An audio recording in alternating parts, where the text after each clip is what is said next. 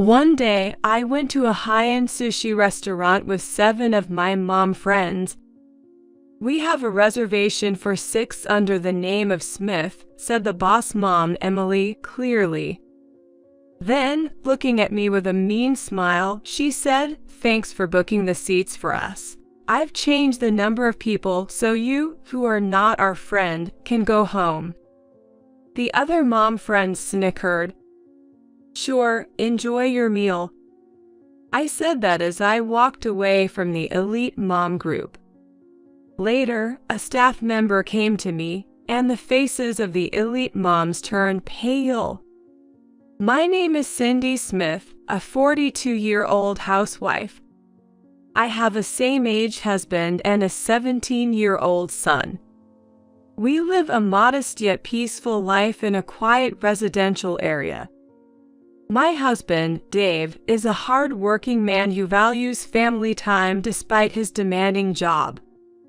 My son, Eric, has been accepted into a university with a strong soccer program, as he loves soccer and seems busy making memories with his friends during his last year of high school. Now that parenting has somewhat settled down, I've started to have more time with my friends. One evening, I received a notification on my phone from an old group chat. It's been almost 5 years since anyone posted in that group chat. Since everyone's children seem to be graduating safely next March, I thought we could have a celebration party. It was from Emily, the boss mom.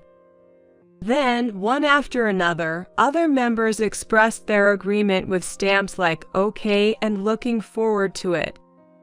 I just watched the conversation without responding. Then came a unilateral notification from Emily. "The party will be at the famous high-end sushi restaurant Isomaru. Cindy, you're okay to be the organizer this time, right?" I thought to myself, why me? I haven't met these people in over 5 years privately. When I didn't respond, just like before, the other moms quickly expressed their agreement. "Since everyone agrees, Cindy, please take care of it," said Emily. Her words made it seem like I was the organizer this time. "Maybe it's time to settle things," I muttered to myself and picked up my phone. It goes back 10 years ago. It all started when our family moved to this town due to my husband's job transfer. At that time, my son Eric was in the 2nd grade. Leaving friends from his kindergarten behind, we were both anxious as we headed to his new elementary school. Following my husband's suggestion, we applied to the nearest private elementary school, and Eric was successfully enrolled. My son made his debut at the private elementary school right after transferring. After finishing the paperwork and seeing him to his classroom, I had some time before picking him up, so I walked back home alone through the school. That's when I saw a lady, dressed like an upper-class lady, chatting with a few teachers. She looked as though she was expressing her opinions, which seemed to be troubling the teachers.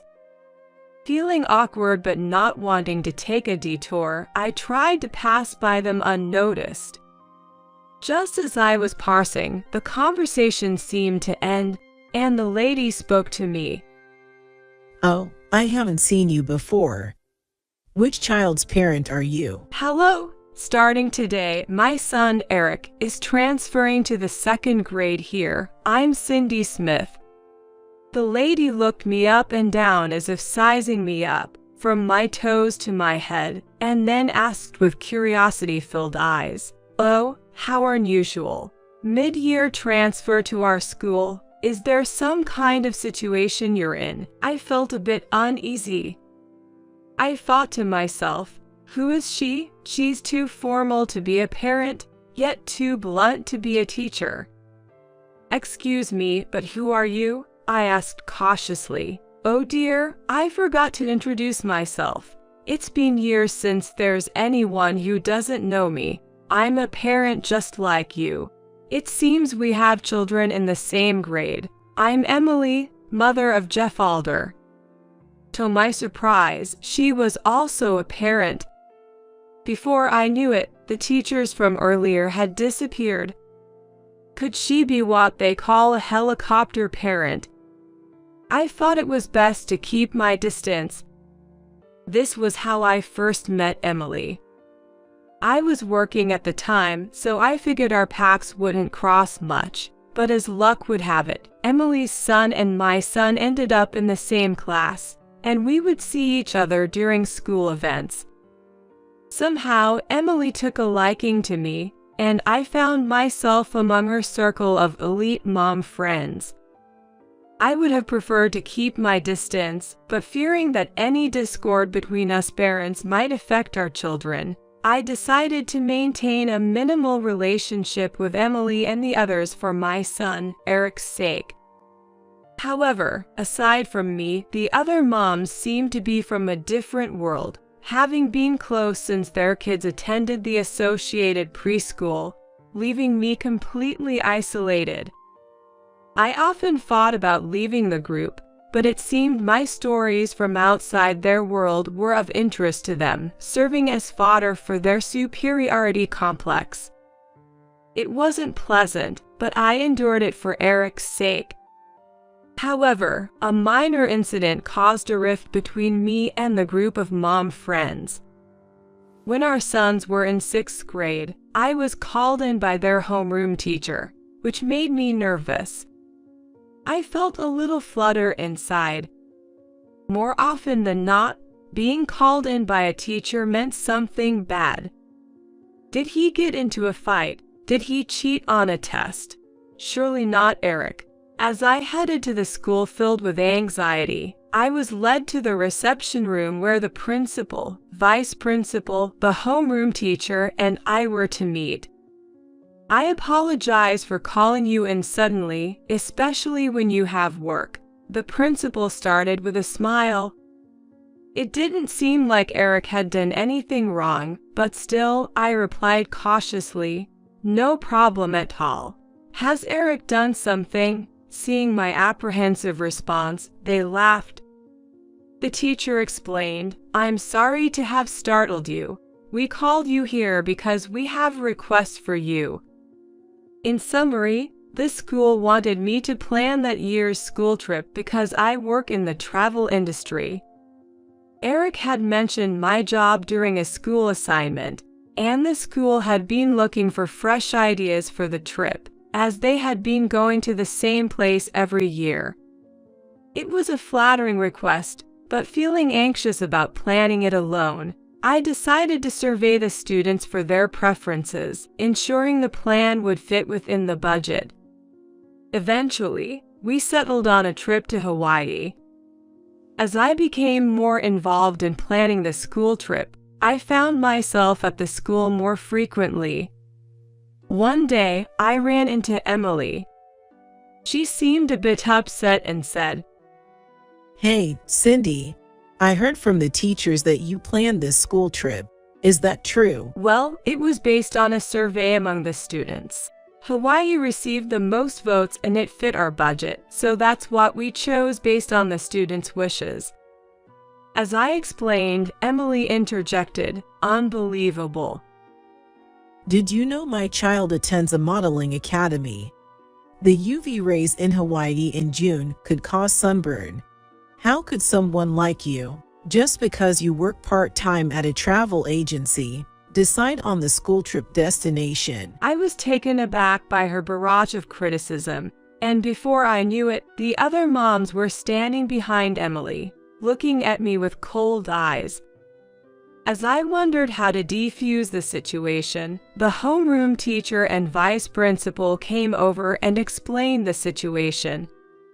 Emily seemed unsatisfied and said, "We'll discuss this in the principal's office," before disappearing with the vice principal and homeroom teacher. The remaining moms continued to look at me coldly. Fortunately, a call from work gave me an excuse to leave the uncomfortable situation. The principal, vice principal, and homeroom teacher managed to pacify Emily, and the children were able to go on their school trip without issue. According to Eric, Emily's son Jeff ended up enjoying Hawaii the most and was the most excited. Since the kids were happy, I was hopeful that would ease Emily's anger. Just as I felt that way, the night after the school trip, Emily posted in the mom group chat, "Cindy, thank you for planning such a wonderful trip for the kids. I'm sorry for being harsh." Following her, the other moms also posted their thanks. I was glad they came around. It was quite relieving.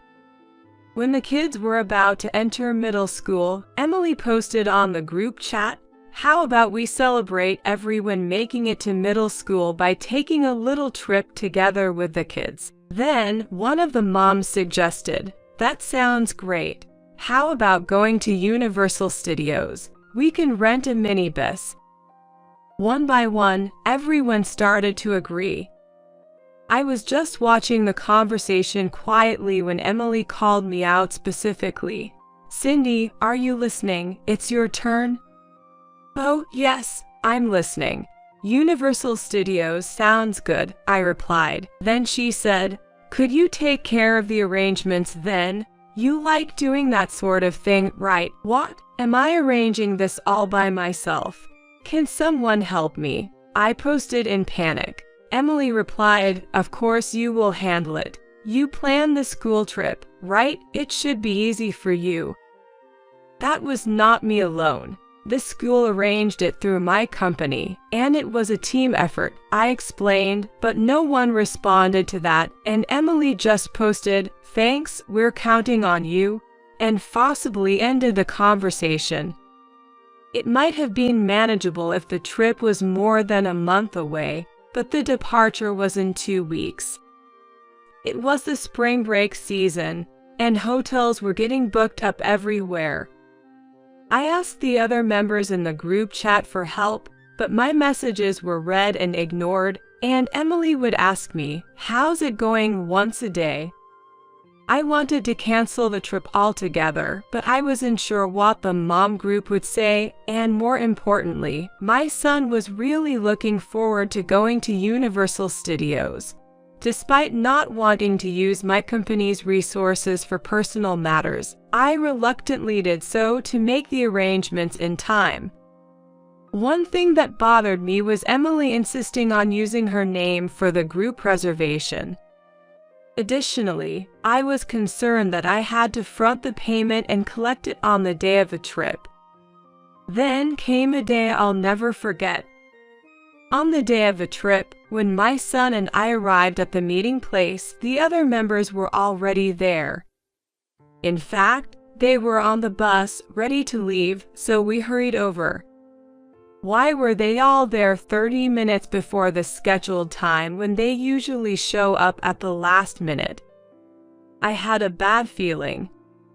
Gasping for breath as I tried to board the bus, Emily blocked the entrance and pointed to a sign saying, "Can't you see this?" It read, "Capacity 15." The bus I arranged was supposed to be a 20-passenger minibus. Our group consisted of 7 moms, 7 kids, and because it was a long trip from the Midwest, I had arranged for 2 drivers, making us 16 in total. A 15-passenger bus wouldn't have enough seats. With a malicious smile, Emily said, "You could have spared yourself the hurt if you had arrived right at the meeting time. We moved up the meeting time so we wouldn't hurt you. You seem to be under some misunderstanding," she continued. "I'm sorry, what do you mean? Where are our seats?" I asked, only to hear laughter coming from the bus. Then Emily, holding her stomach from laughing so hard, said, "Oh dear, you're still misunderstanding. Why would you think you and Eric are coming? This is a trip for us and our kids. Were you a part of us? But you asked me to arrange everything in the group chat," I replied, struggling to contain my anger and frustration. "I did ask, but who said you were coming with us? Can you read? Don't make such a mistake," Emily continued, still laughing. "That's awful. How could you do this? Did I do something wrong? As I protested, Emily retorted, don't you see your own mistake, exposing someone else's child to the risk of skin cancer? You were the first to betray us. Emily was still holding a grudge about the decision to make the school trip to Hawaii. Anyway, that's the situation. We're going to be late, so could you move? Emily pushed past me, closed the bus door in front of me, and the bus left. Left behind were my son and I. Mom, what about Spider-Man, Harry Potter? My son asked, tears welling up in his eyes, realizing he wouldn't get to see the much-anticipated attractions at Universal Studios. He was so looking forward to Universal Studios. It seemed like my son understood that he couldn't go, that he was being left behind. It was too much for my son to see his mom being treated so coldly by other adults. I'm sorry, Eric. We can't go with everyone today. We'll definitely go with Dad next time. I tried to comfort him, but he couldn't hold back his tears any longer and cried on the spot. I managed to hold back my tears, hailed a taxi, and we went home. My son was so upset and ashamed that he stayed in his room for 3 days. Worried about him, my husband and I took turns staying off work to be by his side. 3 days later, when I returned from work and checked our mailbox, I found unenveloped cash and a partially eaten bag of snacks from Universal Studios. Clearly the return of the trip expenses and a thoughtless attempt at a souvenir. I knew who was responsible. Judging by the amount of cash, it was meant to cover the trip costs. I hid the snack bag deep in the trash so Eric wouldn't find it and stored the cash, finally noticing my hands were shaking. How far would these people go to hurt someone? Hurting my son was unforgivable. I thought I should stop associating with them. With that thought, I decided to stop checking the group chat altogether. Years passed with no contact from the old mom friends group until about 5 years later. The group chat sprang to life again, moving forward without me just like before. From the chat history, it seemed that not just me but other former mom friends hadn't updated this group for a long time, indicating they had formed a new group without me. In the midst of it all, there's only one reason they're chatting again in the group I'm in. It's to use me. As I silently watched the chat unfold, it was decided that next Wednesday, we'd be going to a famous high-end sushi restaurant for lunch. Of course, I was expected to make the arrangements. This is going to be fun. It's one of those places you have to reserve, right? I can't wait to brag to my friends. The other moms were posting one after another. I also added a quick looking forward to it and closed the chat. On the promised day, at the promised time, I went to the restaurant and found all the former mom friends gathered in front of it. Long time no see, Cindy. Did you make the reservation? Must have been hard to get one, huh? Emily, leading the pack, greeted me in a familiar tone. That expression was the same one she had 5 years ago when she left me and our son behind. They must be trying to trick me again. Hello, long time no see. There's a bit of a line forming behind you, so maybe you could come inside, I suggested to my former mom friend, urging her to enter. That prompted the former mom friends to enter the restaurant with Emily leading the way. As the staff welcomed us, they asked Emily, "How many in your party today?" "A reservation for 6 under Smith," Emily responded loudly enough for everyone in the restaurant to hear. The staff went towards the back after saying, "Please wait for a short while. I'll get someone to show you to your table," and the former mom friends burst into laughter. By the way, Cindy, Why are you here? Meeting someone? Surely you don't think you're dining with us. You're not our friend. Sorry about that. Emily said that, as she remained unchanged since 5 years ago. Actually, I have a reservation here too, I said, and the former mom friends went silent. What? A reservation? As Emily started to speak, a server came from the back and said, "Ms. Smith, I'm sorry. We have your reservation for 4 people," to which Emily panicked. 4? That can't be right. I changed it to 6 last week. The other former mom friends started murmuring, "What's going on?" Then the server noticed me hiding behind the former mom friends and said, "Ms. Smith, oh, we've been expecting you, Madam CEO. Your party is also here," calling me out. "Thank you. Sorry for being late. Could you show us to our table?" I was about to be led by the server when Emily grabbed my arm. What's going on? Why are you being seated? She demanded my explanation. "Please lower your voice. You're disturbing the other guests." I calmly responded to Emily. She, along with the former mom friends, was stunned. "I have a reservation for 4, which is why I'm being seated. You all made a reservation too, right? It's hard to get into this place without one," I stated plainly. In response, Emily's face twisted in anger. "You were supposed to book for 7 for us. You tricked us." I couldn't help but laugh. "Why would I make a reservation for you? Did I ever say I would?" Emily's face grew redder. But you replied looking forward to it in the chat. That meant I was looking forward to seeing you all enjoy your meal. I'm not part of your mom friends group. I never thought I was included as a member. I said that to provoke Emily. Emily was completely speechless. Then, from behind, one of the former mom friends interjected, "Wait, did the server call you Madam CEO? What did she mean? I run a company that deals with travel and dining. This restaurant is one of mine. Today, I reserved this lunch for my dear friends. Someone did change the reservation to 6 a week ago, but at the last confirmation yesterday, I changed it back to 4. I explained to them as I gestured to 3 friendly-looking friends waving at me from a table. After waving back, I said to the mom friends group, "Excuse me, I've kept them waiting," and left them frozen in their spots to join my table. I simply had friends outside of that group.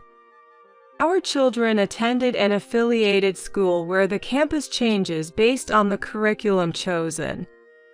Eric pursued a curriculum focused on sports to devote himself to soccer. This separated us from Emily and the others who focused on academic curriculums since middle school. It was a relief.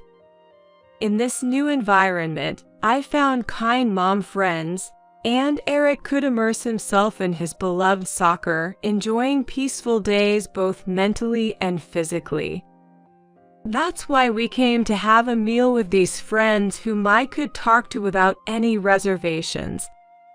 During the meal, a server whispered to us, "Excuse me for interrupting your meal, but a woman who was here earlier is causing a scene at the reception." Looking towards the reception, there was Emily throwing a tantrum like a child, yelling, "I won't accept this. I'm definitely going to eat sushi here, so make room." No other former mom friends were in sight. It seemed they had left Emily behind. She was throwing a tantrum like a child, insisting on eating sushi. "Please call the police. She's just an old acquaintance. Don't worry about me," I told the server, and watched as the police arrived and took Emily away. Months later, after Eric successfully finished his college entrance ceremony, he moved to his dormitory, and we were enjoying some long-awaited time as a couple. However, since both my husband and I run our own businesses, it's hard for our days off to align. Despite the busyness, we are living fulfilling days. I was curious why Emily had started bothering me again after 5 years. Rumor has it that Emily had always wanted to make your son a celebrity and had kept him from sports to avoid injuries since he was young. Mostly playing at home, he eventually got hooked on video games, leading to a reversed sleep schedule and sporadic school attendance. Apparently, she was not pleased to hear my son got into college through a sports scholarship, resenting the future we envisioned for him. It's unbelievable as a parent to make others uncomfortable out of ego. I hope Emily's son doesn't succumb to her pressure and follows his own path.